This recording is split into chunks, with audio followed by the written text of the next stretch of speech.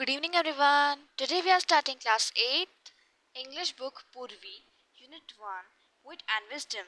हमारी क्लास 8 की पूरी बुक आ चुकी है, अवेलेबल है, तो आप उसे बाय कर सकते हैं। एंड इसमें टोटल यूनिट 5 हैं। ठीक है, जैसे हमारी पुरानी बुक में चैप्टर्स हुआ करते थे, बट इस न्यू बुक में आपके यूनिट्स होंगी एंड टोटल यूनिट्स इसमें 5 हैं। एंड पहले यूनिट का नाम है हमारा विट एंड विजडम। वैसे हमारे चैप्टर का नाम है the wit that won heart, जिसका आज हम अच्छे से पढ़ने वाले हैं। पहले हम टॉपिक का मतलब समझते हैं, देन हम चैप्टर का मतलब समझेंगे। तो टॉपिक है विट एंड विजडम। यूनिट 1 का टॉपिक विट एंड विजडम। इसका मतलब क्या है? विट का मतलब होता है इंटेलिजेंस, बुद्धि। Yes, intelligence. वेयर विजडम मतलब बुद्धि का यूज ऑफ ब्रेन।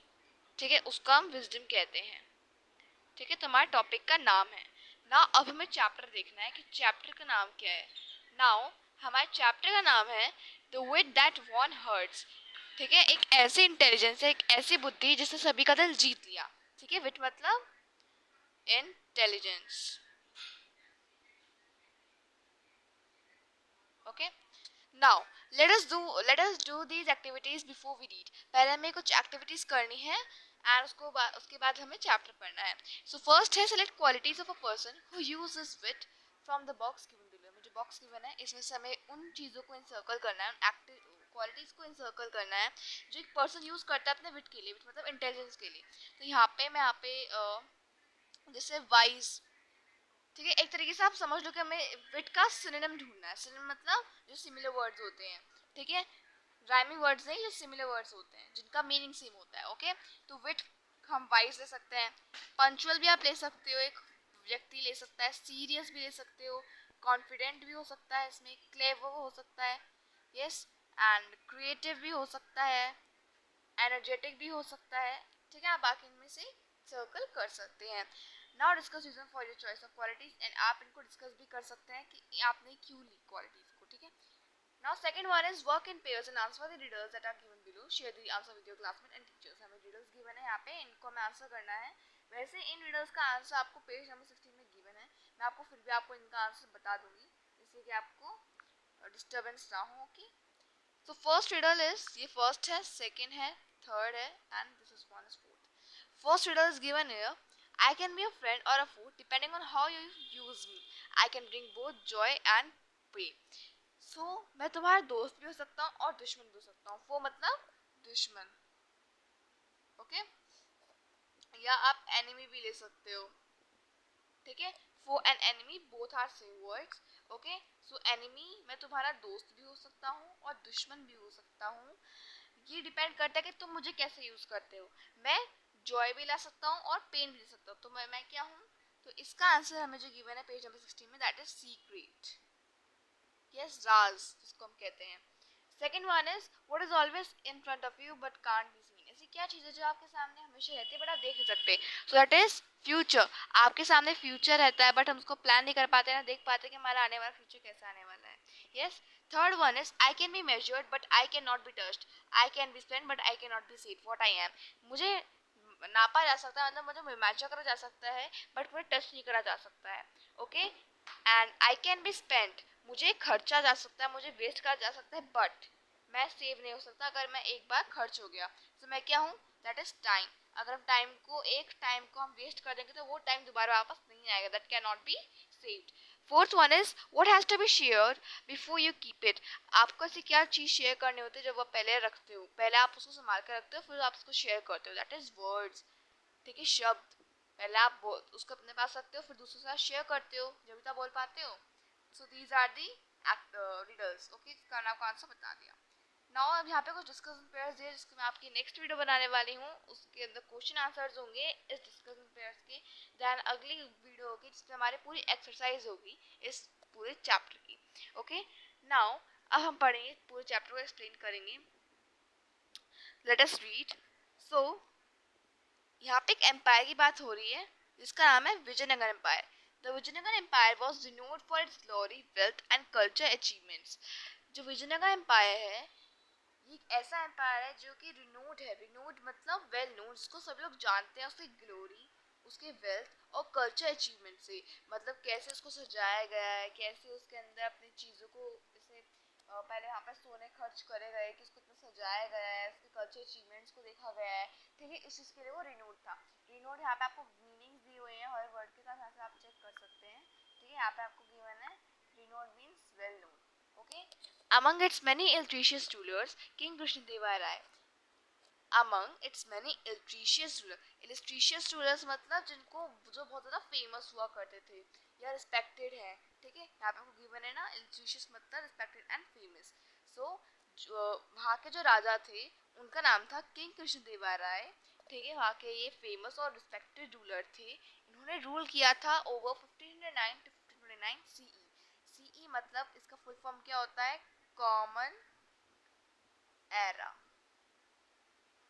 ओके। आपने इसकी फुल फॉर्म भी सिक्स्थ में जानी थी ना, CEBCE आपने सुना था ना। Now stood out as a wise and powerful monarch. अब जो किंग कृष्णदेव राय थे जिन्होंने रूल किया था ओवर 1509 CE, वो एक बहुत ज़्यादा वाइस और पावरफुल राजा थे वहाँ के। His reign is often referred to as the golden era। जब वहाँ पे वो थे तो वहाँ जब वहाँ के उनकी जब राजा उस विजयनगर एम्पायर में रहा करते थे, क्योंकि वो रहते थे, तो वहाँ पे उस विजयनगर एम्पायर को एक तरीके से गोल्डन एरा भी जाना जाता था, उसको रिफर करा जाता था, ठीक है। Time when art literature and architecture flourished, एक ऐसा टाइम, उनके टाइम पे आर्ट और लिटरेचर और आर्किटेक्चर जो थे वो बहुत ज़्यादा हुआ करते थे, ठीक है। A great patron of learning, Krishnadeva Rai was not only an eminent warrior but also a gifted poet। Patron मतलब क्या होता है, सपोर्टर, ठीक है। तो कृष्णदेवा राय के जो सपोर्टर थे, ठीक है, उनके सपोर्टर साथ में क्या थे, वॉरियर ही नहीं, साथ में गिफ्टेड पोइट थे। और जो उनके पोइट जो उनके सपोर्टर थे वो एक क्या थी, उनकी एपिक थी। एपिक मतलब जो महाकवि होते हैं, उनके जो काव्य होते हैं, जिनकी पोएम्स लिखी होती हैं, उनको हम एपिक कहते हैं। सो दैट इज उनका संस्कृत में नाम है, तो यहाँ पे गिवन है Amuktamalyada and the Sanskrit drama which is Jambavati Parinayam, जो कि आज के समय में भी जाना जाता है। यहाँ पे आपको दिख रहा है ना जामवती परिणायाम, यहाँ पे पूरी बुक है जिसमें पूरे संस्कृत वर्ड्स लिखे हुए हैं पोएम के साथ, ठीक है। तो यहाँ पे किंग बैठे हुए हैं, ठीक है, एंड यहाँ पे सभी कोर्टियर्स बैठे हुए हैं, दरबारी। Now Krishnadeva Raya court was home to 8 celebrated poets. जो कृष्णदेवा राय का जो कोर्ट था वो, उनके अंदर क्या थे, 8 सेलिब्रेटेड पोइट्स थे, ठीक है। वहाँ के अंदर उनके कोर्ट के अंदर 8 पोइट्स, 8 कवि थे, ठीक है। उनको, उन पूरे ग्रुप को, उनको कलेक्टिवली क्या कहा जाता था, अष्टदिग्गजास, ठीक है। These poets, including Alsani Pedana and Tenali Ramakrishna, enriched the literary tradition with their masterpieces। Tenali Ramakrishna और अलसानी पराना वहाँ के दो मेजर पोइट्स थे जिन्होंने अपने मास्टर्स पीसेस को एनरिच किया था ट्रेडिशन में वहाँ के उनके राजा के कोर्ट में, ठीक है। तेनाली रामकृष्ण एक पर्टिकुलर कैसे जाना जाता था, क्विक विट एंड ह्यूमरली, मतलब ह्यूमर मतलब क्या होता है, हंसमुख थे, मतलब मजाकिया थे। तेनाली रामकृष्ण साथ में क्या थे, क्विक विट मतलब तेज बुद्धि वाले, जो तेज आंसर दे देते हैं, जैसे क्वेश्चन बोला साथ ही उनको तेज जल्दी उसका आंसर दे देना, उसको हम क्विक विट कहते हैं। तो तेनाली रामकृष्ण जो थे वो एक क्विक विट थे, ठीक है, एंड मजाकिया भी थे, ह्यूमर भी थे। उन्होंने वहाँ पे किंग के कोर्ट में एक अपनी स्पेशल सी जगह अर्न कर रखी थी, मतलब किंग ने उनको एक स्पेशल जगह दे रखी थी बैठने के लिए, क्योंकि वो एक पोइट भी थे और एक विटी एडवाइजर भी थे। विटी एडवाइजर मतलब जो राजा को सलाह देते हैं एक एडवाइजर के तौर पे, तो वहाँ पे वो एक विटी एडवाइजर थे, एडवाइजर भी थे और विटी भी थे और एक साथ में पोइट भी थे। उनके जो क्लेवर सॉल्यूशंस हुआ करते थे वो इनसरमाउंटेबल होते थे, मतलब उसको कोई डिफीट नहीं कर सकता था। जैसे कि उनके एम्पायर की हिस्ट्री में, मतलब उनके राज्य में कोई प्रॉब्लम हो गई है, ठीक है, उनके राज्य में कोई प्रॉब्लम हो गई है। अब क्या होता है कि जब राजा उनसे बोलते हैं कि तेनाली तुम कुछ करो, तो जो उनके सॉल्यूशंस हुआ करते थे वो इतने डिफीटेबल हुआ करते थे कि उनको कोई, कितने इतने क्लेवर हुआ करते थे कि उनको कोई मतलब डिफीट नहीं कर सकता। अगर उन्होंने एक बार आंसर दे दिया तो उनको कोई ये नहीं बोल सकता कि ये जो उन्होंने सोल्यूशन बताया वो गलत है। वो इतना अच्छा सोल्यूशन और क्लेवर सोल्यूशन था कि वो उसको डिफीट कोई नहीं कर सकता था, ठीक है।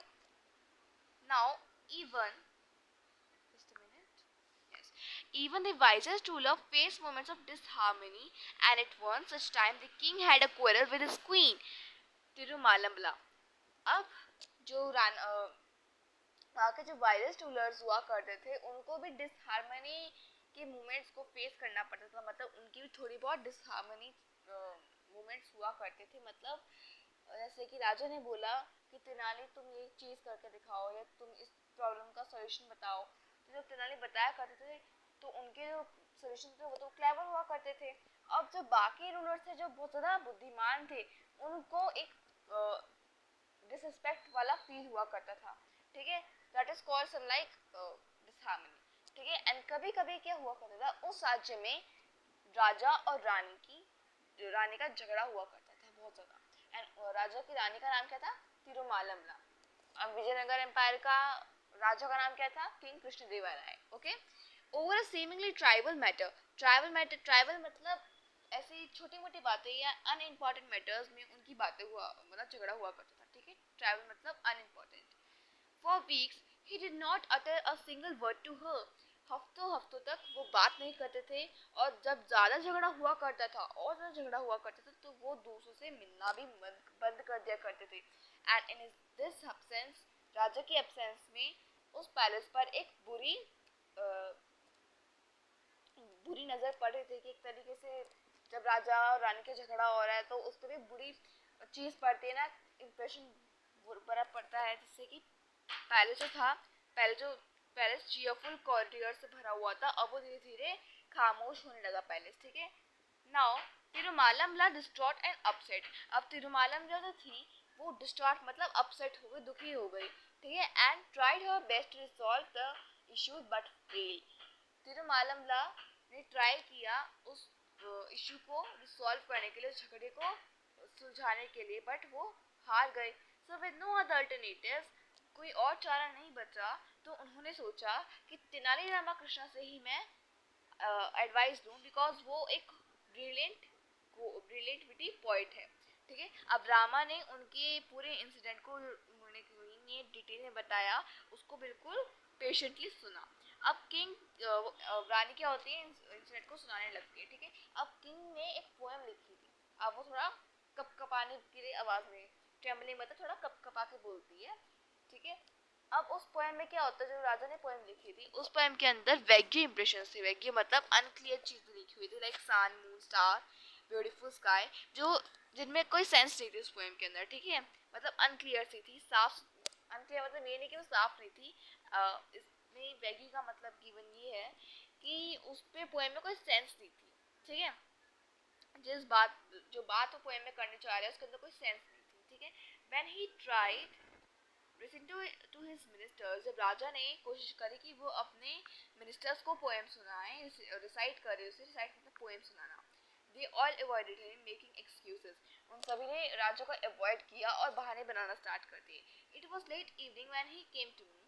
अब मी का मतलब हो रहा है कि क्योंकि रानी इंसिडेंट सुना रही है ना, तो मी मतलब जो क्वीन है वहाँ की, ठीक है। अब जो शाम होती है वो धीरे धीरे ढलने लगती है। अब शाम में क्या होता है, राजा आता है क्वीन के पास, क्योंकि उसको ऑडियंस की तलाश में, उसको किसी को ढूंढना था, ठीक है। वो ऑडियंस की तलाश में ढूंढ रहा था। He was seeking an audience to recite his poem. He began reciting it to me. अब राजा जो है पोएम किसको सुनाता है? रानी को सुनाने लगता है। But I was so exhausted after a tiring day that I yawned not once but several times. अब रानी उस टाइम इतना exhausted हो गई थी, exhausted मतलब थक गई थी, क्योंकि वो थका हुआ दिन था, उनको नींद आने लगती है। She yawned. अब उनको उबासी आने लगती है। Yawning मतलब उबासी लेना, ठीक है। Yawning means, just a minute,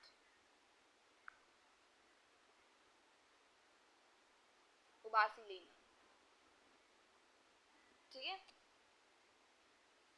अब उन्होंने एक ही बार नहीं, कई बार उन्होंने उबासी ली। अब किंग को क्या लगता है कि वो उनको डिसरिस्पेक्ट कर रही है, उनकी पोएम को वो डिसरिस्पेक्ट कर रहे हैं, तो इस वजह से राजा ने उनसे बात नहीं करी। They just stomped off it.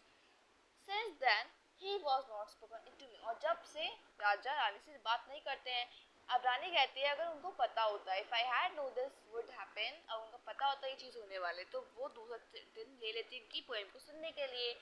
अब वो कहती हैं help me please drama, only you can help the king understand. अब तुम ही राजा को समझाने के लिए मदद कर सकते हो, ठीक है। Now Rama noted thoughtfully. अब ड्रामा ने उनको थोड़ा अच्छे से सुना, उनकी पूरे if you like I will try my best to resolve this matter. अब वो कहते हैं कि अगर आप चाहें तो मैं इस मैटर को अच्छे से रिसॉल्व करूँगा, अपना पूरा अच्छे से बेस्ट दूंगा, ठीक है। अब but this needs a well plan approach. अब इस चीज़ के लिए मुझे एक अच्छा सा प्लानिंग करना होगा, and I need time to find the right strategy. And इस चीज़ के लिए मुझे एक अच्छी स्ट्रेटजी को फाइंड आउट करना होगा। The queen who had placed her last hope इन रामा।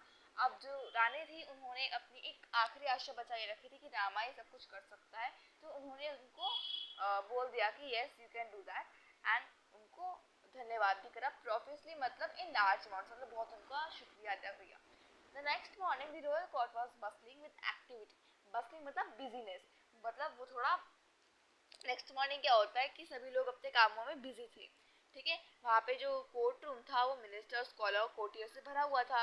अब वहाँ की जो इंट्रिकेटली मतलब क्या होता है, डिटेल्ड मैनर में वहाँ के जो पिलर्स हुआ करते थे, वहाँ पे जो पिलर्स थे वो एक डिटेल्ड मैनर में उन पे कार्विंग की हुई थी। कार्विंग मतलब जैसे पिलर्स होते थे उस पर छेनी हथौड़ा लेके जो पैटर्न बनाया जाता है उसको कार्विंग कहते हैं। तो वहाँ पे अच्छे से कार्विंग करी गई थी, बिल्कुल हाई फाई, ठीक है। And rays of sunlight streamed out through the open windows. अब वहाँ की जो ओपन विंडोज थी, जो विंडोज खुली खुली हुई थी, वहाँ से सनलाइट की रेज आ रही थी जो कि स्ट्रीम मतलब चमक रही थी पूरी, ठीक है। एंड वो स्ट्रीम करते हुए इल्यूमिनेट हो गई फ्लोर पर, और एक एग्जीक्यूटिव ड्रग्स लगने लगे। अब ड्रग्स मतलब क्या होता है, जो आसन होते हैं, ठीक है। एक्सिक्यूसाइट मतलब क्या होता है, एक अट्रैक्टिव लुक दे रहा था क्योंकि फ्लोर पे वो सनलाइट आई थी तो फ्लोर चमक रहा था, एंड वहाँ पे जो ड्रग्स थे मतलब जो आसन थे वो भी अच्छे लग रहे थे देखने में, ठीक है। डिस्पाइट ए लाइवली चैटर, इस पूरे जीवित बात, लाइव चैटर मतलब जो जीवित बातें चल रही हैं, वहाँ पे एक टेंशन आ जाती है। The king sat on his ऑनर थ्रोन। अब किंग क्या होता है, अपना डेकोरेटेड थ्रोन पे बैठता है, ऑनर मतलब डेकोरेटेड। हिज एक्सप्रेशन टर्न, उनके एक्सप्रेशन थोड़े टर्न हो जाते हैं, थोड़े से गुस्से वाले एक्सप्रेशन हो जाते हैं थोड़े से, ठीक है। His sharp I scanning the room, उनकी शार्प आईज जो थी वो पूरे रूम को स्कैन करती है कौन कौन रूम में है। It was evident that the unsolved quarrel still gone at it. वो कह रहे हैं कि ये जाहिर की बात है कि क्योंकि उनका झगड़ा हुआ आने से तो थोड़े बहुत वो परेशान दिख रहे थे झगड़े से। नॉट मतलब बॉदर्ड मतलब परेशान होना, यहाँ पे नॉट का मतलब बॉदर्ड है, मतलब परेशान होना। The court discussion was centered on improving paddy cultivation in the empire। उस दिन क्या हो रहा था कि कोर्ट के अंदर क्या डिस्कशन चल रहा था कि पैडी कल्टीवेशन को कैसे इम्प्रूव करें उनके एम्पायर में। वन बाय वन मिनिस्टर्स आ रहे थे और अपने आइडियाज को प्रेजेंट कर रहे थे। सम सजेस्टेड एक्सपेंडिंग इरिगेशन नेटवर्क्स की, कुछ लोगों ने कहा कि इरिगेशन नेटवर्क्स को थोड़ा एक्सपेंड करें, वाइल अदर्स सेज दैट उनके लिए उस खेत के लिए हमें अच्छे से मैन्योर को एडवोकेट करना होगा। And amid these suggestions, the Nai Rama stood quietly at the edge of the court, observing everyone with an amused smile। अब तनाई रामा कृष्णा इस चीज़ के बजाय इस चीज़ के दौरान अब तनाई रामा कोर्ट के एक एज पे खड़े होते हैं, एंड सभी को एक ऑब्जर्व करे, सभी को एक अच्छी सी स्माइल से, ठीक है। एमिश मतलब अच्छी सी स्माइल, एक स्माइल करना। Finally the king called upon Rama। अब राजा ने फाइनली रामा को बुलाया। The chatter in the court died down as all eyes turned to him। अब सभी की आंखें किस पे थी, रामा पे थी कि रामा क्या बोलने वाला है। Rama approached the throne carrying a plate full of paddy seeds। अब रामा पहुंचता है थ्रोन के पास, उनके सिंहासन के पास पहुंचता है, एंड उसके हाथ में क्या होता है, प्लेट में क्या होता है, प्लेट के अंदर क्या भरा होता है, पैडी सीड्स भरे होते हैं। Bowing low he began, Your Majesty, I bring you a revolutionary type of paddy seeds। If these are sown, the yield will be the 3 times greater than the current result। वो कहते हैं कि मैं आपके खातिरदारी में मैं आपके लिए एक रिवॉल्यूशनरी पैडी सीड्स लेकर आया हूँ। अगर आप इनको इल्ड के अंदर, इल्ड मतलब हार्वेस्टेड एरिया जहाँ पे खेत को उगाया जाता है, अगर आप वहाँ पे पैडी सीड्स को उगाओगे तो ये करंट रिजल्ट से 3 गुना ज़्यादा बढ़ेंगी। It will be 3 times greater than the current result। Okay, so आज के वीडियो में बस इतना ही पार्ट करने वाले हैं। ओके, सेकंड पार्ट हमारा यहाँ से स्टार्ट होने वाला है। So stay tune for next part of this video, and if you like my explaining videos, just like and comment below for more updates regarding this chapter। And if you are new to my channel, so please subscribe to it for more updates regarding the classes।